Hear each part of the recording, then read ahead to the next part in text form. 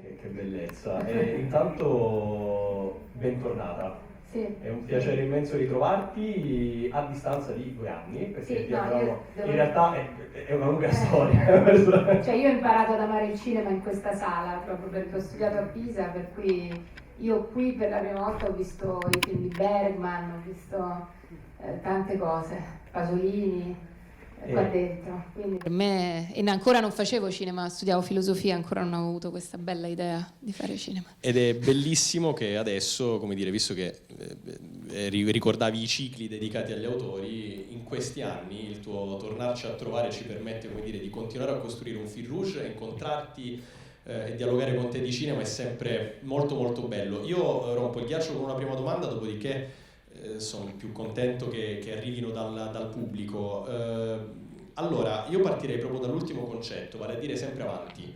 Lei lo dice al padre, però poi lo sguardo si riporta verso di noi e quindi c'è la rottura insomma in questi casi della quarta parete, ma soprattutto lo sguardo in macchina è qualcosa con cui inizia il film, perché sostanzialmente è uno sguardo verso di noi, termina con uno sguardo verso di noi.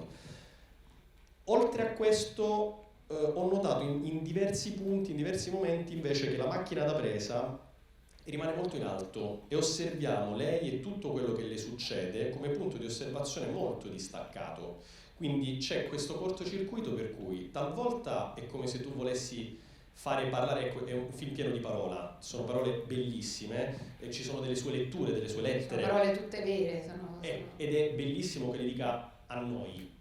Nello stesso tempo spesso crei un distacco completamente. Allora, qual era il rapporto che volevi che si creasse proprio con noi spettatori nel gioco che c'è di scambio continuo? Ma questa è una cosa che riguarda un po' come faccio i film in generale, perché anche Nico è fatto così, sì. Lo stesso Cosmonauta è fatto così, per chi l'ha visto, è il mio primo film, ma cioè io non sopporto, non riesco a fare, poi magari da spettatrice mi piace anche, ma i primissimi piani, stare addosso ai personaggi è una cosa che non mi piace, avere un distacco. C'è una cosa, non so se avete visto Mia madre di Nanni Moretti, che quando lui dice stai accanto al personaggio, non stare, questa è una cosa che un po' io ho assorbito da lui, dal suo cinema, cioè non sopporto, non mi va di fare, no, la cosa. È tutto cominciato con Cosmonauta, che c'era il fratello grande della protagonista, che si chiamava Luciana, il fratello grande della protagonista ha delle crisi epilettiche e io avevo messo nel mio programmino, era il mio primo film, avevo messo di fare delle riprese macchina a mano da vicino di lui che stava male e poi di fare questo dolly che saliva su e si vedeva lui dall'alto. E quando ho fatto il dolly ho capito che volevo fermarmi lì, che comunque sottolineare la malattia di questo ragazzo in quel modo non c'era bisogno, non era giusto in qualche modo. Questo non vuol dire che chi lo fa sbaglia, perché ci sono registi che invece proprio lavorano su questa cosa qua per creare, insomma, Uno per tutti è Lars von Trier, no? Per creare questo che sono registi più sadici, diciamo, che gli piace portare il pubblico. Invece io proprio mi piace tenere una distanza, invece che la gente pensi, che abbia la possibilità. E quindi non sono stata addosso a Eleanor, così come ho evitato sempre il melodramma, la scenata, perché anche secondo me non c'è stata mai la scenata tra i due, si capisce dalle lettere, si capisce da tutto, no? Che incredibile quanto le parole siano in questo film importanti, perché le parole sono tutta la vita di Eleanor, eppure quelle parole lì a lui non gliele ha mai dette, cioè invece con lui la loro storia si consuma nel silenzio, a parte quell'unico dialogo che io ho immaginato, perché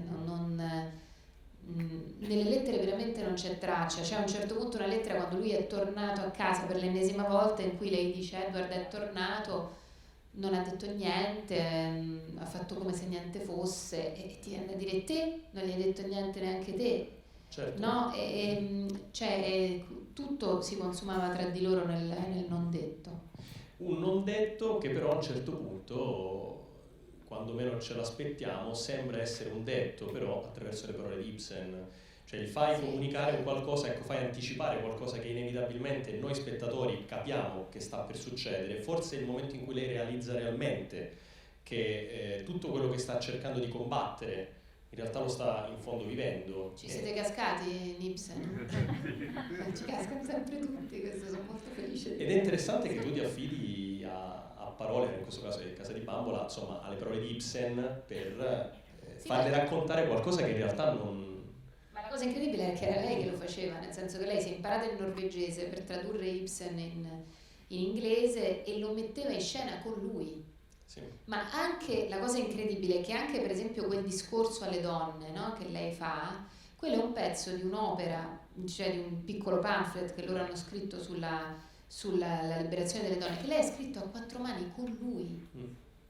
Quindi è impressionante, nel senso che lei non poteva non essere consapevole. Chiaro. Lei non è che diventa consapevole in quel momento, lei era perfettamente consapevole di tutto. Calata in tutto questo. Cioè lei non è una vittima, lei è una che sapeva esattamente quello che stava vivendo, semplicemente non poteva o non voleva cambiare le cose. Certo. Allora, domande da parte vostra? Abbiamo sì un terzo microfono, ok? Subito una lì. Intanto davvero complimenti. Grazie. Avevo letto da qualche parte la parola femminista e sinceramente penso che è oltre, che stia più nei pressi della cura e mi auguro che lo vedano tutti davvero. Volevo chiederle, quando è che una storia per lei vale la pena di essere raccontata, e anche rispetto a questo film, quindi come ci è arrivata e quando è che è scattato qualcosa che la incuriosiva? Grazie. Allora io credo che quello che scatta è qualcosa di emotivo sempre. Io quello che dico quando insegno regia, quello che dico ai ragazzi è: fate qualcosa che vi emoziona per primi, se no non riuscirete mai ad emozionare, no? Tante volte loro arrivano con delle idee un po' complicate, no? Voglio fare che questa, ma a te te ne importa di questa cosa? Ecco, il punto di partenza è sempre vedere se è una cosa di cui ti importa. A volte quello che ti lega a una storia, c'è una componente naturalmente razionale, per cui tu dici, interessante questa storia, però c'è anche una componente emotiva che a volte magari si basa su delle piccole cose. Per esempio lei, Eleanor, è la piccola di casa, la preferita di papà. Io sono una piccola di casa, sono un bellissimo rapporto con mio padre e quindi mio padre è completamente diverso da Marx, però cioè in qualche modo questa cosa qua no, è stata una cosa che lei è la più piccola, le sorelle, e io pure sono in una situazione molto simile, sono di 10 anni più grandi di lei. In realtà c'erano stati dei fratelli in mezzo, però nell'Ottocento i bambini morivano tanto, quindi purtroppo. E quindi erano queste due sorelle di 10 e 11 anni più grandi e lei piccolina proprio, che è cresciuta con questi genitori e poi in qualche modo li ha visti anche invecchiare molto rapidamente, perché la mamma aveva 41 anni quando ha fatto Eleanor e il papà 38, perché era più giovane Marx di Jenny. E quindi li ha visti invecchiare molto rapidamente, li ha visti morire che era ancora ragazza, quindi che è un po' una cosa dei piccoli, no? Queste infanzie bellissime che finiscono molto rapidamente perché intorno a te tutti invecchiano, i fratelli grandi se ne vanno di casa, eccetera. Quindi questa cosa di lei mi ha molto intenerito. E poi sicuramente c'è anche un'altra cosa, che un Edward nella mia vita ce l'ho avuto io, ma ce l'abbiamo avuto tutte un Edward, cioè anche tutti i maschi, perché comunque rapporti così sbagliati che uno dice devo scappare, fa in tempo a scappare, ce l'abbiamo avuti tutti, e quindi anche questa cosa qua, l'incapacità di scappare, la dipendenza, sono meccanismi comunque che conosciamo e che mi interessava raccontare. Grazie. Mentre arriva il microfono sottoscrivo quanto detto dalla ragazza precedentemente, anzi spero che siano soprattutto molti uomini a venire a vedere il film. Sì. Sì, Secondo me questo è un film per i papà delle figlie femmine anche molto, perché cioè nel senso che io non credo che sia assolutamente un film per donne, ma no, è assolutamente. lo sguardo sugli uomini Sì. che loro non conoscono, cioè non sanno quel modo di guardarli, ma non solo i papà, poi insomma anche i mariti, però un certo modo di guardarli, un certo modo, è quello che no, può raccontare un personaggio femminile nuovo, diverso, può raccontare questo. Per me quello sguardo finale è uno sguardo a tutti i padri. Sì, ma che poi, vabbè, per varie ragioni ora è un personaggio calato nell'Ottocento, ma che rendi tremendamente contemporaneo anche grazie all'utilizzo di musica e altro, ma verremo Sì, anche a questo, sentiamo. c'era una domanda, sì.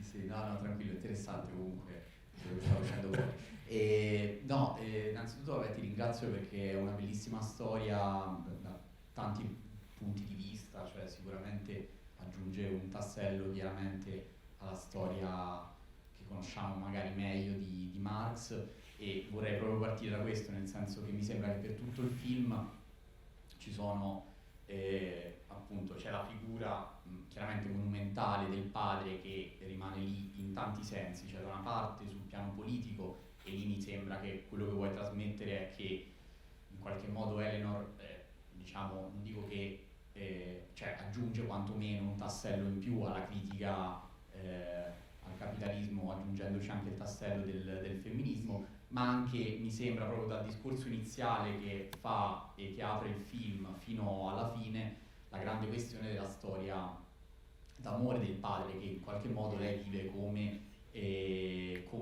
un qualcosa da raggiungere, e mi chiedevo infatti, mi chiedevo se questo è un qualcosa che appunto, diciamo, questo macigno della storia del padre perfetta, grande storia d'amore che dall'inizio dei tempi fino alla fine è rimasta nella storia di Carlo, oppure cioè, se l'hai trovata per esempio nelle lettere, oppure se traspare, insomma. Allora, assolutamente questa cosa è stata importante per lei, e anche questa è un'altra cosa che a me mi ha portato, me l'ha fatta sentire vicina, cioè lei intanto quella cosa che dice, allora partite dal fatto che praticamente quasi tutto quello che viene detto sono o lettere o articoli o cose che lei ha scritto da qualche parte.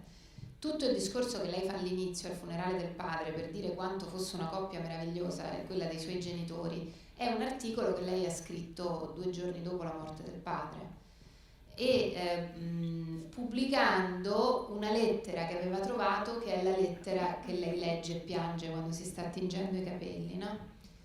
E per dire quanto si amavano ancora, perché poi quella è la lettera tra 2 persone di 50 anni, no? E il fatto che lei avesse idealizzato questo rapporto, e soprattutto che avesse idealizzato il padre, è evidente.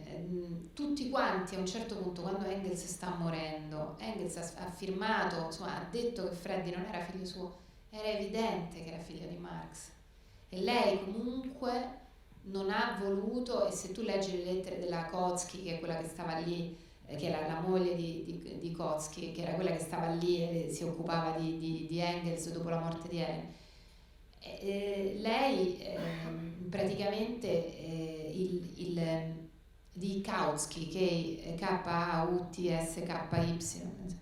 che era un dirigente del partito socialista tedesco, se non mi sbaglio, però insomma lei scrive: Eleanor non vuole accettare questa cosa perché per lei suo padre è intoccabile, cioè tutti avevano capito, io credo che avesse capito anche Laura, l'altra sorella. Lei proprio questa cosa non l'accettava finché Engels non gliel'ha messa per iscritto su quella lavagnetta che le cose sono andate esattamente in quel modo, e lei non ci ha voluto credere. E il fatto che questa rivelazione arrivi 3 anni prima del suo suicidio secondo me è significativo. Paradossalmente è molto più significativo del scoprire che Edward ha una seconda moglie, perché molti dicono si è ammazzata perché ha scoperto che Edward aveva una seconda moglie, a parte che questa cosa non è dimostrata, ma poi comunque lui ha cominciato a tradirla dal primo giorno, quindi lei questa cosa la sapeva, no? E più che altro sembra forse una delusione generale, oppure non lo so. Comunque sì, questa cosa era proprio così. Ma modo adolescenziale di idealizzare il padre, no? Perché poi comunque a 40 anni viene a sapere che tuo padre ha avuto una storia, non puoi avere quella reazione ce l'hai a 20 anni, a 15 forse, quindi significa che sei rimasta piccola per certi versi o comunque l'hai idealizzato troppo. Buonasera e grazie. Buonasera. Perché è una goduria non solo per gli occhi ma anche a livello sonoro questo film, e mi sembra che con Miss Marx abbia continuato tutta quella che è la ricerca della catena audio dei film che ha sempre fatto, cioè lei è una regista estremamente musicale e nei suoi film la musica si sente anche tanto per tanti minuti. Volevo chiederle la scelta del punk, questo genere che spesso arriva quando il mondo va un po' in crisi, se c'era già sin dall'inizio in fase di scrittura del soggetto della sceneggiatura, e poi se è possibile una curiosità piccola su un dettaglio che sono quelle borse che si porta sempre Eleanor, che non vediamo addosso alle altre donne, Sì. e che mi hanno ricordato molto quel borsone pesante che aveva Nico per registrare i suoni, e quindi questo portarsi sempre dietro comunque anche una passione, un lavoro. Grazie ancora. Sì, grazie. Allora, la musica per me, ripeto, poi io dico come lavoro io, però non è mai un accompagnamento, quello è un uso della musica che a me non interessa, no? Non è un sottofondo, oppure secondo me se la musica c'è ci deve essere, se no non c'è. Cioè, nel senso che io credo, mi piacciono moltissimo proprio le sequenze musicali, quello che si chiamano le sequenze musicali, mentre invece la musica sotto a un dialogo oppure una situazione che neanche la senti però ti dà un po' l'atmosfera, non è mai stata una cosa che mi interessava, per cui la musica per me è stata sempre una riflessione che ho fatto fin dalla sceneggiatura, sempre, e quindi quando mi metto in sceneggiatura decido quali canzoni usare, in quali momenti e perché. E la scelta dei Downtown Boys è legata al fatto che io volevo usare un gruppo di adesso. Loro sono contemporanei, sono molto giovani, sono una forza della natura, perché la cantante Vittoria Ruiz è una cosa, sono pazzeschi, sono americani, sono comunisti, hanno fatto questo disco che si chiama Full Communism, e sono dei matti, insomma, e questa cosa, questo punk di oggi per me era importante, cioè usare il punk degli anni 70 avrebbe avuto un effetto quasi carino, nostalgico, come a dire no, quelle cose sono finite, come era bello quando il marxismo esisteva, erano gli anni 70. No, io non volevo dire questo, non volevo assolutamente questo effetto. Al tempo stesso sono consapevole che è una musica difficile da ascoltare, perché non è una musica che nemmeno io me la metto alla radio quando vado in macchina, perché è una musica dura, insomma, molto. Però io non volevo fare un film facile o piacevole da vedere, volevo insomma dire delle cose anche con questa musica.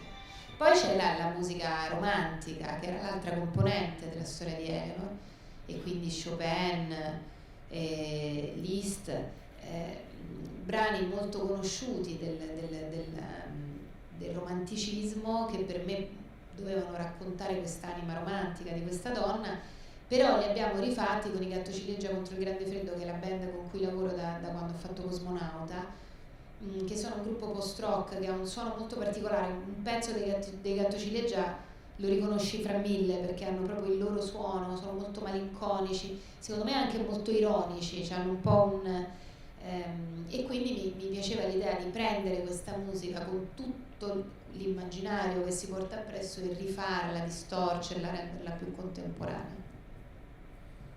Ironia che a mio avviso... Le borse. Sì. La risposta alle borse...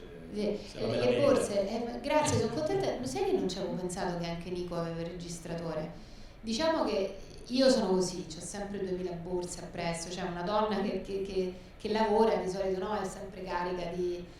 non lo so perché gli uomini no, cioè anche quando lavorano comunque alla fine sono essenziali, no? Si portano quelle poche cose che gli servono, invece sembra che noi siamo sempre carichi, poi però dipende, conosco anche uomini che si caricano di borse, però per me era importante questa immagine di lei, anche perché è stato anche difficile, che all'inizio quando io gli ho cominciato a dire al costumista no, non hai capito, lei si deve portare appresso là, poi lei è stata una delle prime a usare la macchina da scrivere portatile, che però portatile era enorme, cioè lei si porta appresso sempre tutto, no? Perché magari lei andava in fabbrica, poi andava da un'altra parte, eccetera. E quando ovviamente per l'Ottocento ti danno delle borsettine, no? L'immaginario del cinema in costume hanno delle borsettine carine e basta. Invece è stato un lavoro dover trovare quelle borse, dover insomma farle essere sempre in scena, che è una cosa che effettivamente non si vede spesso in un film ambientato nell'Ottocento. Altre domande da parte vostra? C'è un'altra qui? I fiori. Forse un'altra. I fiori?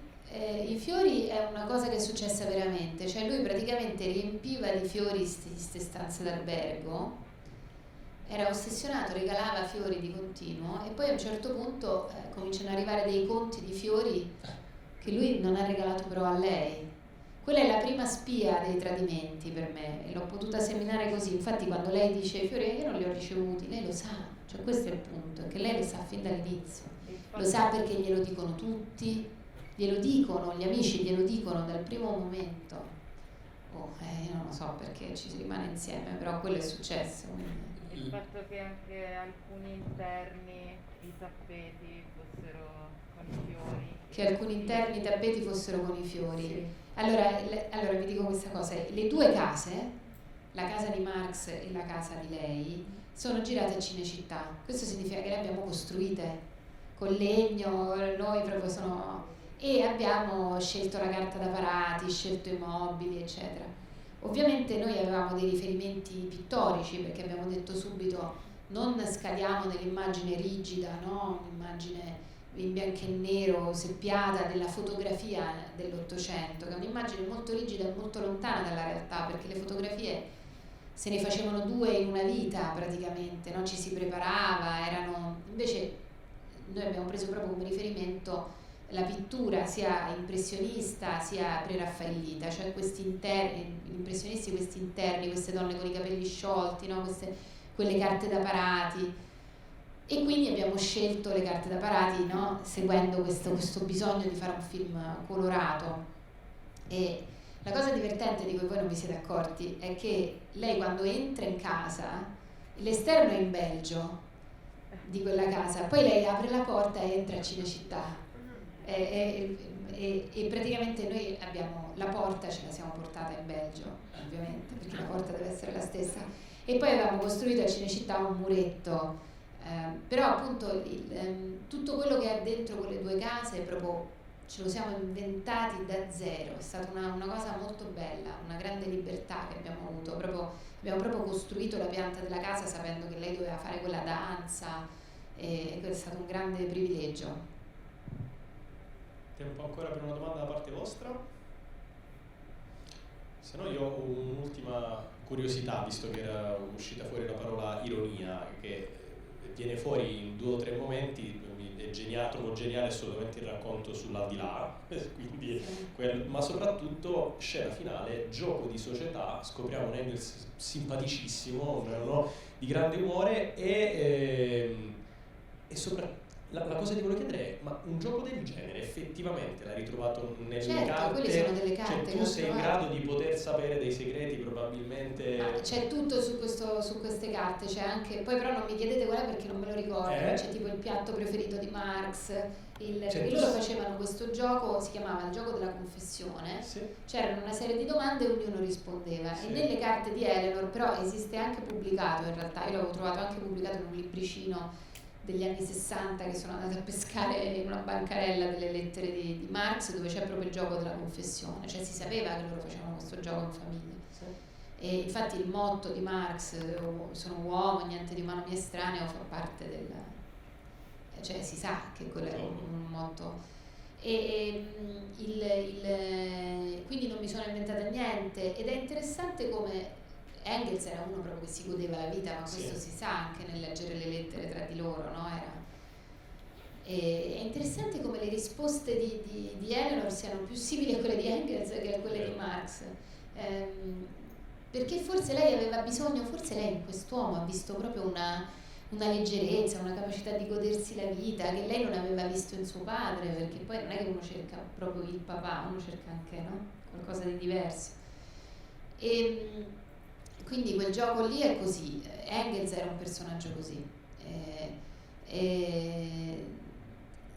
L'ironia, ecco, sulla scena della morte, cioè quando parlano della morte con Johnny, io me la sono immaginata, quella non è una risposta che io mai darei a un bambino, almeno io no, poi c'è chi ha il coraggio di dare quella risposta.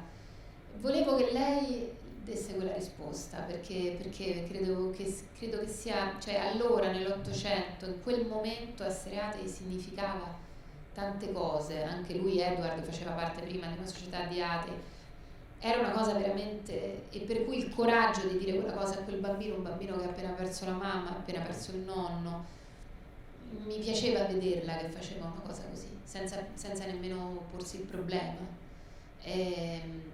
Credo che quella sia. E poi c'è sempre questo gioco che comunque dal punto di vista del comunista, visto che loro dicevano che i comunisti andavano all'inferno, almeno cioè l'inferno non esiste, che sempre per chi ha visto il mio primo film c'è un dialogo all'inizio quando muore il papà e la bambina dice ma è vero che i comunisti vanno all'inferno, e il fratello gli dice l'inferno non esiste, lei dice meno male perché un po' questa cosa è un gioco che mi fa sempre ridere, perché tanto per me l'inferno non esiste, che mi dici che.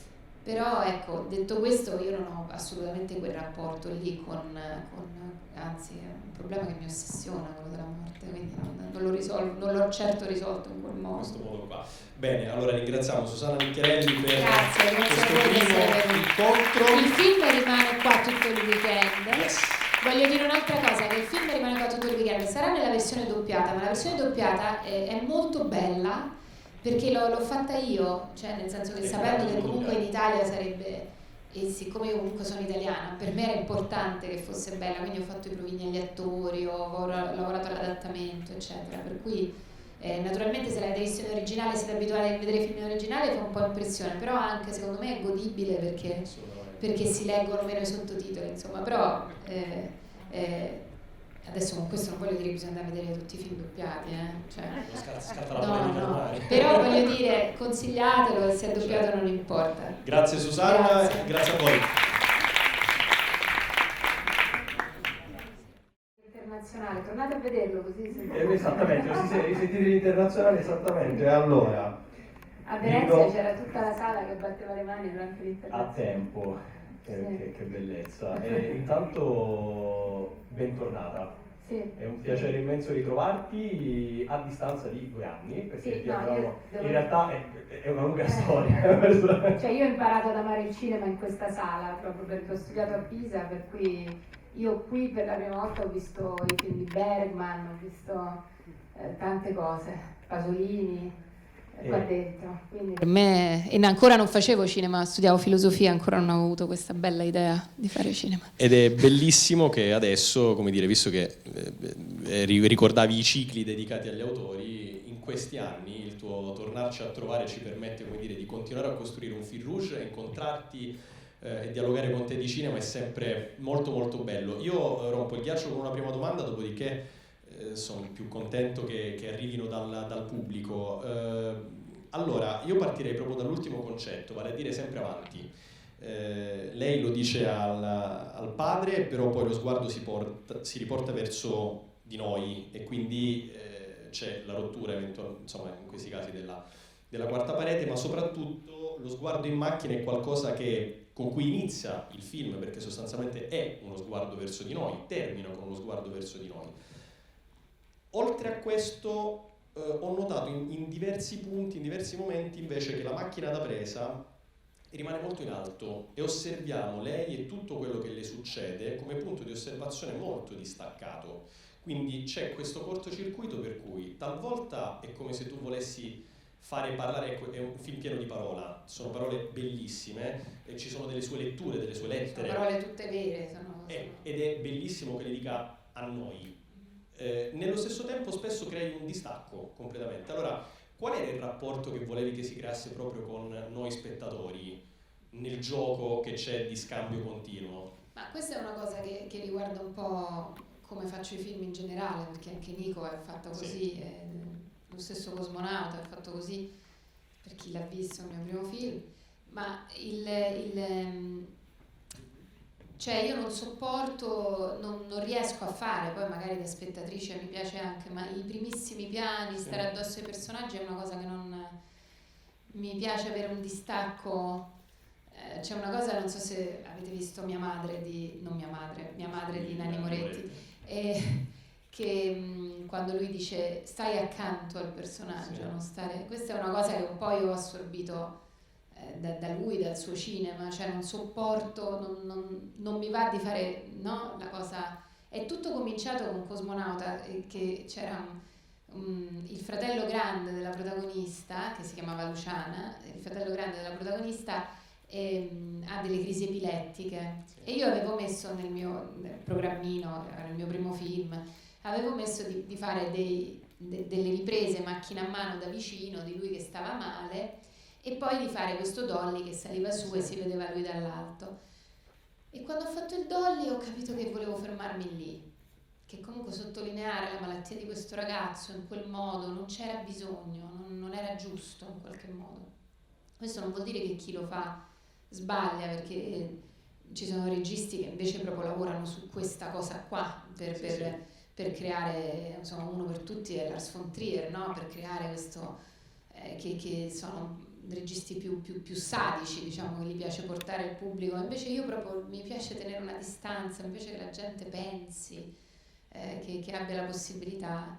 E quindi non sono stata addosso a Eleanor, così come ho evitato sempre il melodramma, la scenata, perché anche secondo me non c'è stata mai la scenata tra i due, si capisce dalle lettere, si capisce da tutto, no? Che incredibile quanto le parole siano in questo film importanti, perché le parole sono tutta la vita di Eleanor, eppure quelle parole lì a lui non gliele ha mai dette, cioè invece con lui la loro storia si consuma nel silenzio, a parte quell'unico dialogo che io ho immaginato, perché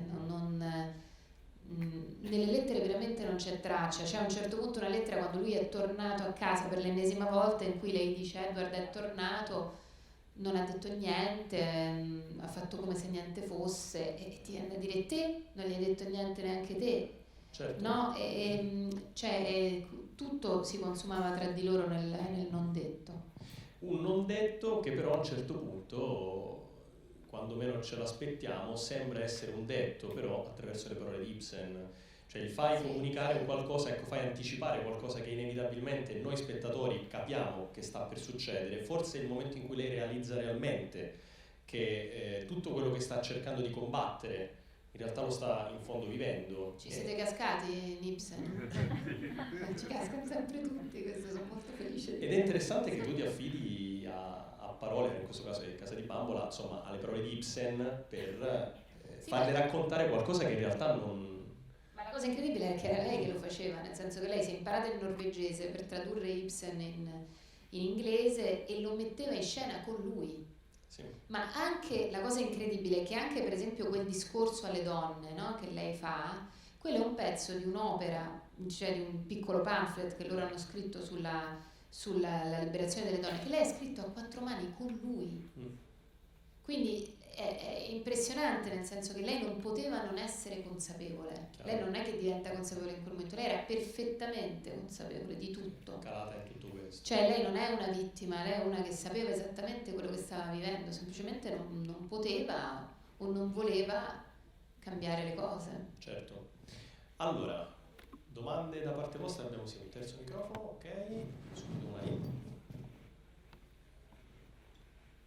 Intanto davvero complimenti. Grazie. E avevo letto da qualche parte la parola femminista e sinceramente penso che è oltre, che stia più nei pressi della cura, e mi auguro che lo vedano tutti davvero. E volevo chiederle, quando è che una storia per lei vale la pena di essere raccontata, e anche rispetto a questo film, quindi come ci è arrivata e quando è che è scattato qualcosa che l'ha incuriosito. Grazie. Allora io credo che quello che scatta è qualcosa di emotivo sempre. Io quello che dico quando insegno regia, quello che dico ai ragazzi è: fate qualcosa che vi emoziona per primi, se no non riuscirete mai ad emozionare, no? Tante volte loro arrivano con delle idee un po' complicate, no? Voglio fare che questo è, ma a te te ne importa di questa cosa? Ecco, il punto di partenza è sempre vedere se è una cosa di cui ti importa.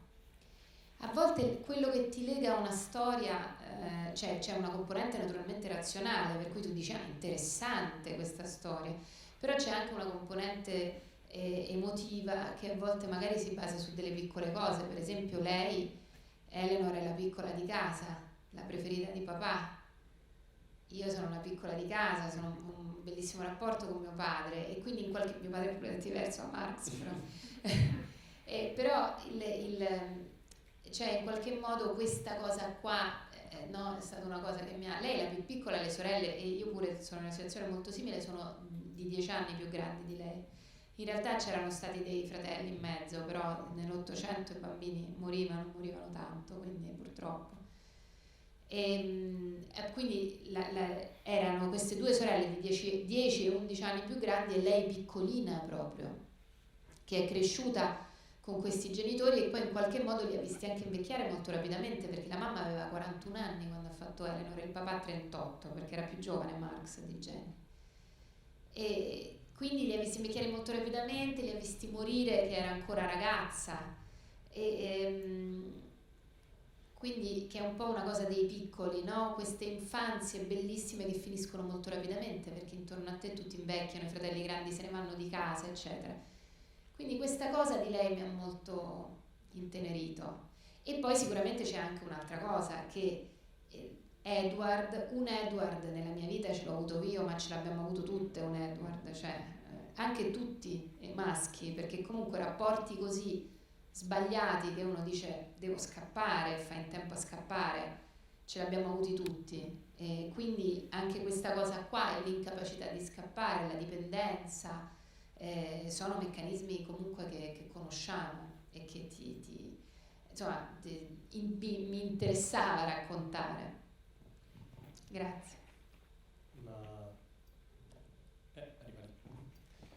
Mentre avevo il microfono sottoscrivo quanto detto dalla ragazza precedentemente, anzi spero che siano soprattutto molti uomini a venire a vedere il film. Sì. Secondo me questo è un film per i papà delle figlie femmine anche molto, perché cioè nel senso che io non credo che sia assolutamente un film per donne, ma è lo sguardo sugli uomini, sì, che loro non conoscono, cioè non sanno quel modo di guardarli, ma non solo i papà, poi insomma anche i mariti, però un certo modo di guardarli, un certo modo, è quello che può raccontare un personaggio femminile nuovo, diverso, può raccontare questo. Per me quello sguardo finale è uno sguardo a tutti i padri. Sì, ma che poi vabbè, per varie ragioni ora è un personaggio calato nell'Ottocento, ma che rendi tremendamente contemporaneo anche grazie all'utilizzo di musica e altro, ma verremo anche a questo, c'era una domanda, sì. Sì, no, tranquillo, interessante comunque quello che stavo facendo poi. Innanzitutto ti ringrazio perché è una bellissima storia da tanti punti di vista, cioè sicuramente aggiunge un tassello chiaramente alla storia che conosciamo magari meglio di Marx, e vorrei proprio partire da questo, nel senso che mi sembra che per tutto il film ci sono appunto c'è la figura chiaramente monumentale del padre che rimane lì in tanti sensi, cioè da una parte sul piano politico, e lì mi sembra che quello che vuoi trasmettere è che in qualche modo Eleanor diciamo, non dico che cioè aggiunge quantomeno un tassello in più alla critica al capitalismo, aggiungendoci anche il tassello del femminismo, ma anche mi sembra proprio dal discorso iniziale che fa e che apre il film fino alla fine la grande questione della storia d'amore del padre, che in qualche modo lei vive come come un qualcosa da raggiungere, e mi chiedevo infatti, mi chiedevo se questo è un qualcosa che appunto, diciamo, questo macigno della storia del padre perfetta, grande storia d'amore che dall'inizio dei tempi fino alla fine è rimasta nella storia di Carlo, oppure cioè, se l'hai trovata per esempio nelle lettere, oppure se traspare, insomma. Allora, assolutamente questa cosa è stata importante per lei, e anche questa è un'altra cosa che a me mi ha portato, me l'ha fatta sentire vicina. Cioè lei, intanto quella cosa che dice, allora partite dal fatto che praticamente quasi tutto quello che viene detto sono o lettere o articoli o cose che lei ha scritto da qualche parte. Tutto il discorso che lei fa all'inizio al funerale del padre per dire quanto fosse una coppia meravigliosa e quella dei suoi genitori è un articolo che lei ha scritto 2 giorni dopo la morte del padre, e pubblicando una lettera che aveva trovato, che è la lettera che lei legge e piange quando si sta tingendo i capelli, no?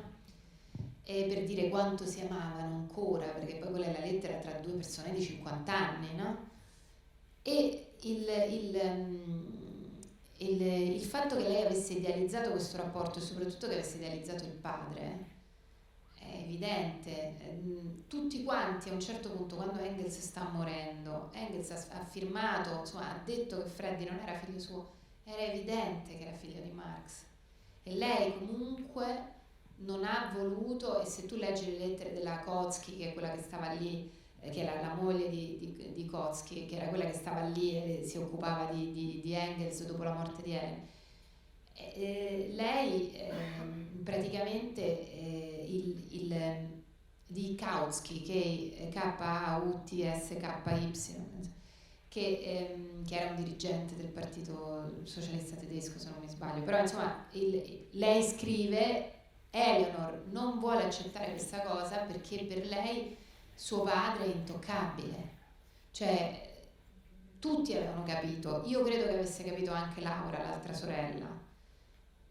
Lei proprio questa cosa non l'accettava finché Engels non gliel'ha messa per iscritto su quella lavagnetta che le cose sono andate esattamente in quel modo, e lei non ci ha voluto credere. E il fatto che questa rivelazione arrivi 3 anni prima del suo suicidio, secondo me è significativo. Paradossalmente è molto più significativo del scoprire che Edward ha una seconda moglie, perché molti dicono: ah, si è ammazzata perché ha scoperto che Edward aveva una seconda moglie. A parte che questa cosa non è dimostrata, ma poi comunque lui ha cominciato a tradirla dal primo giorno, quindi lei questa cosa la sapeva, no? Più che altro sembra forse una delusione generale, oppure non lo so. Comunque sì, questa cosa era proprio così. Quasi un modo adolescenziale di idealizzare il padre, no? Perché poi comunque a 40 anni viene a sapere che tuo padre ha avuto una storia, non puoi avere quella reazione. Quella reazione ce l'hai a 20 anni, a 15 forse. Quindi significa che sei rimasta piccola per certi versi, o comunque l'hai idealizzato troppo. Buonasera e grazie. Buonasera.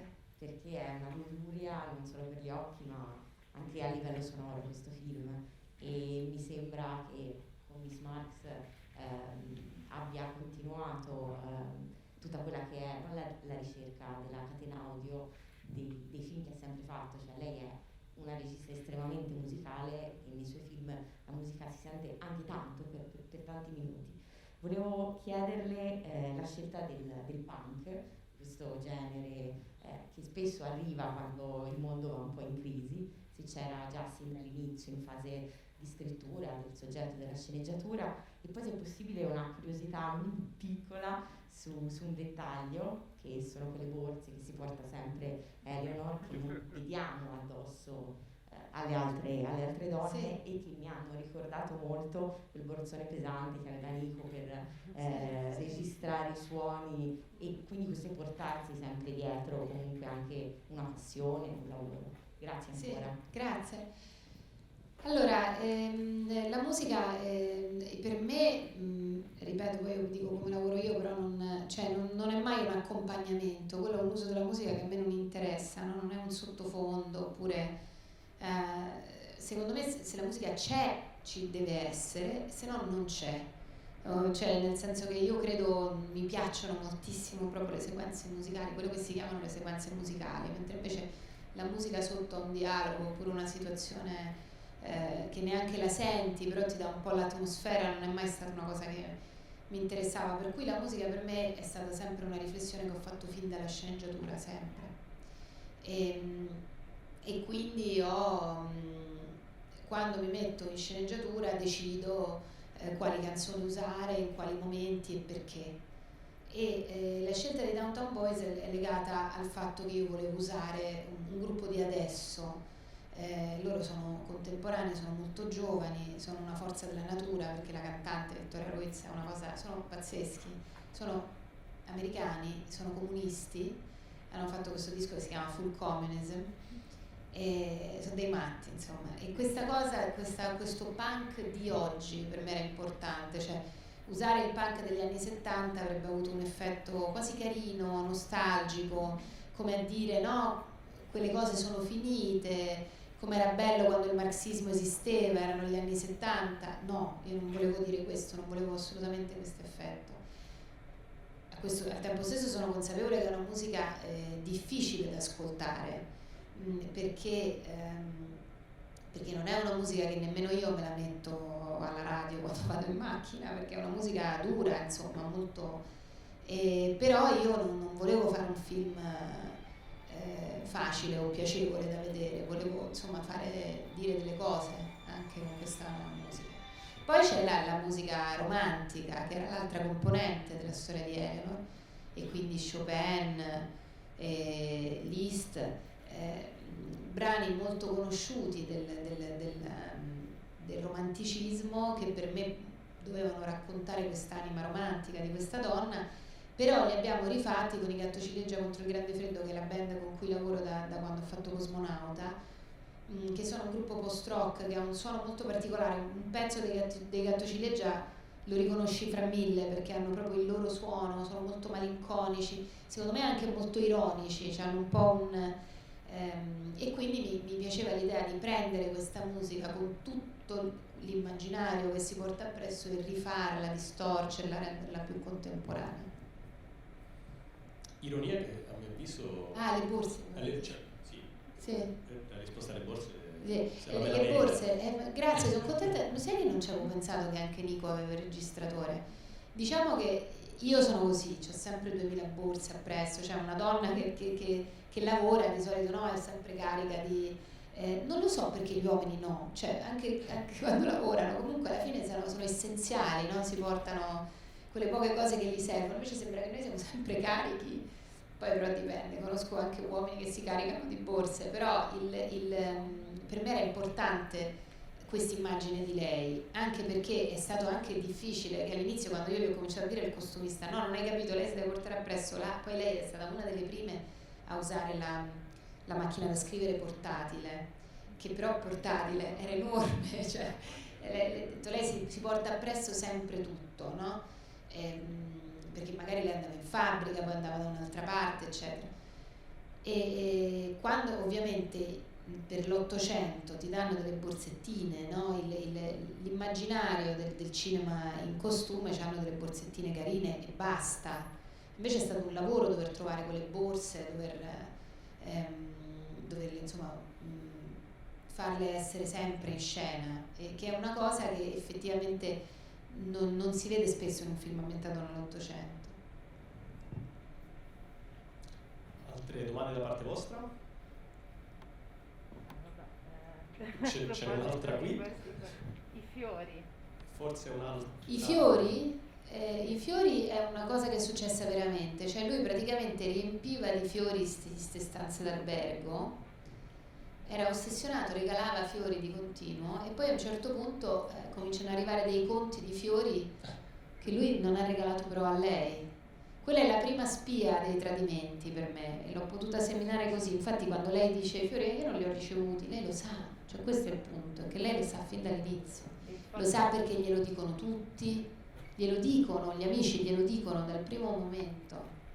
Io non lo so perché ci si rimane insieme, però quello è successo. Quindi. Il fatto che anche alcuni interni, i tappeti fossero con i fiori che alcuni interni tappeti fossero con i fiori. Sì. Allora vi dico questa cosa, le due case, la casa di Marx e la casa di lei, sono girate a Cinecittà. Questo significa che le abbiamo costruite con legno, noi proprio e abbiamo scelto la carta da parati, scelto i mobili, eccetera.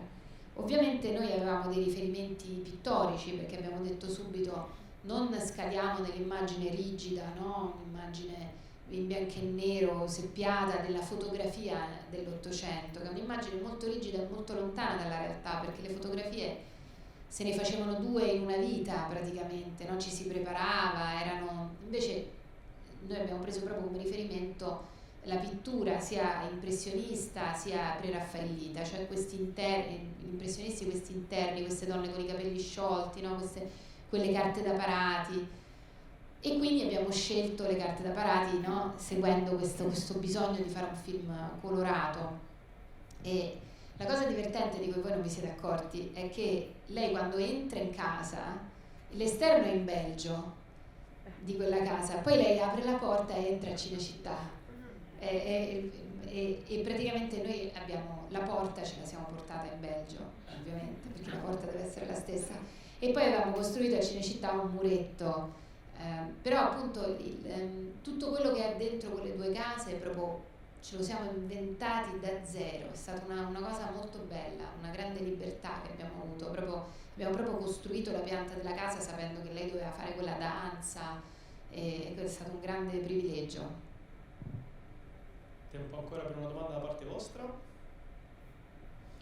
Se no io ho un'ultima curiosità, visto che era uscita fuori la parola ironia, che viene fuori in 2 o 3 momenti, trovo geniale assolutamente il racconto sull'aldilà, quindi ma soprattutto scena finale, gioco di società, scopriamo un Engels simpaticissimo, no? Di grande umore e soprattutto la cosa che ti volevo chiedere è, ma un gioco del genere effettivamente l'hai ritrovato nelle carte? Quelle sono delle carte, cioè tu sei in grado di poter sapere dei segreti probabilmente? C'è tutto su queste carte, c'è anche, poi però non mi chiedete qual è perché non me lo ricordo, c'è tipo il piatto preferito di Marx, perché loro facevano questo gioco, si chiamava il gioco della confessione, sì. C'erano una serie di domande e ognuno rispondeva, sì. E nelle carte di Eleanor però esiste anche pubblicato in realtà, io l'avevo trovato anche pubblicato in un libricino degli anni 60 che sono andata a pescare in una bancarella delle lettere di Marx, dove c'è proprio il gioco della confessione, cioè si sapeva che loro facevano questo gioco in famiglia. Sì. E infatti il motto di Marx, sono uomo, niente di umano mi estraneo, fa parte del... cioè si sa che quello è un motto. Quindi non mi sono inventata niente, ed è interessante come Engels era uno proprio che si godeva la vita, ma questo si sa anche nel leggere le lettere tra di loro, no? È interessante come le risposte di Eleanor siano più simili a quelle di Engels che a quelle di Marx, perché forse lei aveva bisogno, forse lei in quest'uomo ha visto proprio una leggerezza, una capacità di godersi la vita che lei non aveva visto in suo padre, perché poi non è che uno cerca proprio il papà, uno cerca anche, no? Qualcosa di diverso. Quindi quel gioco lì è così, Engels era un personaggio così. L'ironia, ecco, sulla scena della morte, cioè quando parlano della morte con Johnny, io me la sono immaginata, quella non è una risposta che io mai darei a un bambino, almeno io no, poi c'è chi ha il coraggio di dare quella risposta. Volevo che lei desse quella risposta perché credo che sia, cioè allora nell'Ottocento, in quel momento essere atei significava tante cose, anche lui Edward faceva parte prima di una società di atei, era una cosa veramente, e per cui il coraggio di dire quella cosa a quel bambino, un bambino che ha appena perso la mamma, ha appena perso il nonno, mi piaceva vederla che faceva una cosa così, senza nemmeno porsi il problema. Credo che quella sia. E poi c'è sempre questo gioco che comunque dal punto di vista del comunista, visto che loro dicevano che i comunisti andavano all'inferno, almeno cioè, l'inferno non esiste, che sempre per chi ha visto il mio primo film c'è un dialogo all'inizio quando muore il papà e la bambina dice ma è vero che i comunisti vanno all'inferno, e il fratello gli dice l'inferno non esiste, e lei dice meno male perché un po' questa cosa è un gioco che mi fa sempre ridere, perché tanto per me l'inferno non esiste, che mi dici che Però ecco, detto questo, io non ho assolutamente quel rapporto lì anzi è un problema che mi ossessiona, quello della morte, quindi non l'ho certo risolto in quel In modo. questo modo qua. Bene, allora ringraziamo Susanna Nicchiarelli per Grazie a questo voi per primo essere venuti. incontro. Il film rimane qua tutto il weekend. Yes. Voglio dire un'altra cosa, che il film rimane qua tutto il weekend, sarà nella versione doppiata, ma la versione doppiata è molto bella perché l'ho fatta io, cioè nel senso che sapendo che comunque in Italia sarebbe, e siccome io comunque sono italiana, per me era importante che fosse bella, quindi ho fatto i provini agli attori, ho lavorato all'adattamento, eccetera, per cui naturalmente se l'avete visto in originale, siete abituati a vedere film in originale, fa un po' impressione, però anche secondo me è godibile perché si leggono meno i sottotitoli, insomma, però adesso con questo non voglio dire che bisogna andare a vedere tutti i film doppiati, cioè, Scatta la polemica ormai. però voglio dire, consigliatelo, se è doppiato non importa. Grazie Susanna, grazie a voi.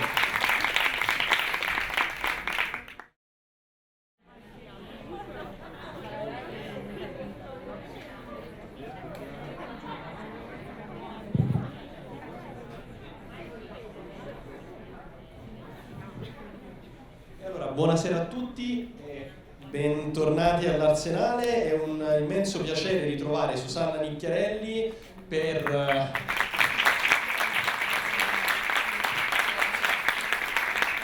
questa apertura, inaugurazione insomma, di questa quinta edizione della rassegna dalla Laguna Lungarno. Sono 5 anni che portiamo una selezione di film appena passati alla Mostra del Cinema di Venezia. Siamo veramente felici di ritrovare Susanna in apertura. È sempre complicato, Susanna, parlare soprattutto prima di questo film e anticipare qualcosa, però siamo veramente felici di ritrovarti a distanza di 2 anni fa, perché ecco, eri venuta proprio per Nico all'interno sempre della rassegna con un altro straordinario film, ne parleremo con te al termine. Cosa si può anticipare? Intanto che ci vediamo dopo, quindi se avete delle domande io ci sono. E poi volevo dire che io ho imparato ad amare il cinema in questa sala perché io ho studiato qui a Pisa filosofia e quando ancora non sapevo che avrei fatto questo mestiere io ho visto qua appunto i film di Bergman, i film di Pasolini qua dentro, quindi per me è molto significativo presentare un mio film qua, mi sembra incredibile. E che cosa vi posso dire? Vi posso dire che comunque che Eleanor era la piccola di casa, era la preferita di papà, le sorelle erano molto più grandi, avevano 10 anni più di lei, forse è stato anche un po' questo che mi ha fatto affezionare a lei, perché io pure sono la più piccola a casa e in qualche modo ho visto da subito in questo personaggio che voi vedrete vive 1000 contraddizioni nella sua vita adulta. Ho visto qualcosa di me in questo personaggio sotto tanti punti di vista e naturalmente è questo quello, no, che quando ti avvicini a una storia ti emoziona. Posso dire che praticamente tutto quello che vedete nel film è vero, nel senso che molte delle cose che lei dice, la maggior parte provengono da lettere o cose opere sue, cose che lei ha scritto e che questo è stato anche interessante per me, nel senso che mi sono misurata con dei fatti che erano già avvenuti, ecco, in qualche modo ve li consegno a voi. Io non ho cercato di dare delle risposte, quanto piuttosto raccontarvi una storia e poi insieme magari dopo cerchiamo di darci delle risposte. Il film lo vedrete nella versione originale sottotitolata in italiano, che è la versione che è stata chiaramente presentata alla Mostra del Cinema di Venezia. Il film sarà in programmazione completa fino a domenica in lingua italiana. Tu hai curato il Io doppiaggio, ho curato nel caso. ho fatto la direzione del doppiaggio l'ha fatto Fabrizia Castagnoli, io sono stata presente a ogni secondo del doppiaggio, ho rivisto l'adattamento, ho scelto gli attori per ogni personaggio, però sì, insomma, anch'io amo vedere i film in lingua originale, però secondo me non so perché anche la versione doppiata, magari ecco, c'è dopo la versione qualcosa, qualcuno verrà a rivederlo anche nella versione sì, anche e soprattutto se vi sembra di fare fatica, forse sicuramente la versione doppiata non si fa fatica a leggere ovviamente, però c'è qualcosa anche proprio nel genere del costume e quelle voci di doppiatori che a me mi ha divertito molto quando l'ho doppiato. Bene, la rassegna terminerà poi mercoledì 7 e saranno altri 4 i film che si andranno ad incrociare. Però il mio è il più importante di tutti. E il suo è il più importante di tutti.